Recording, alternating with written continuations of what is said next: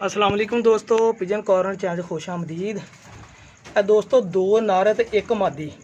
ये मैं इतों साढ़े परे है ना तकरीबन को 25 किलोमीटर से डेरा वा उन्होंने पट्टी वाले रखे है। नेर तूफान च किते डिगे सी उदों लैके आते। यह जो जौंसरा कबूतर आ उन्हें क्या सारी दिहाड़ी उड़िया, शाम तक नज़र नहीं आया, लेकिन अगले दिन जाके असीं फड़ के लिया टाली तो लाया कबूतर। यह कबूतर जौंसरा ते कट्टे सी ए मादी।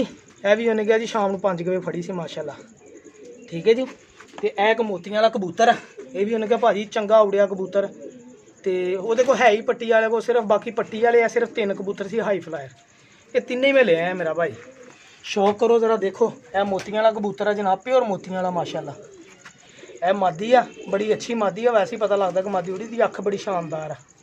तो यह जौंसरा कबूतर तुहानूं पता फैसलाबाद जोड़े उड़ते हैं।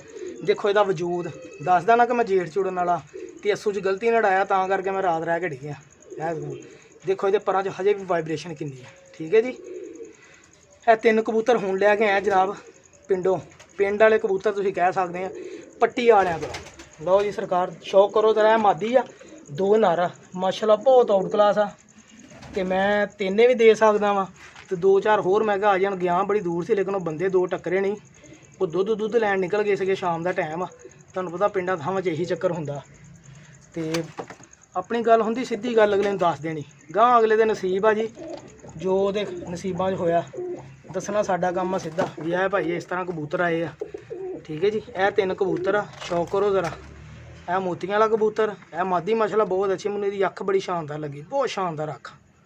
तो वो कबूतर तो है दूरों ही पता लगन दिया कि कबूतर आ, कोई नर आ, कबूतर का पोता माशाल्लाह बहुत अच्छा। यह 3 कबूतर ज़रा शौक करो जनाब। देखो कबूतर च वाइब्रेशन ही बहुत होती है, लागे नहीं लगन दिंदा। यह 3 कबूतर लै गए, शौक करो। पिजन कॉर्नर चैनल सबसक्राइब करो। जेड़ा दोस्त होवे लैन दा ख्वाहिशमंद वो मेरा राबता भी कर सकता जनाब। 0306 70 85 028।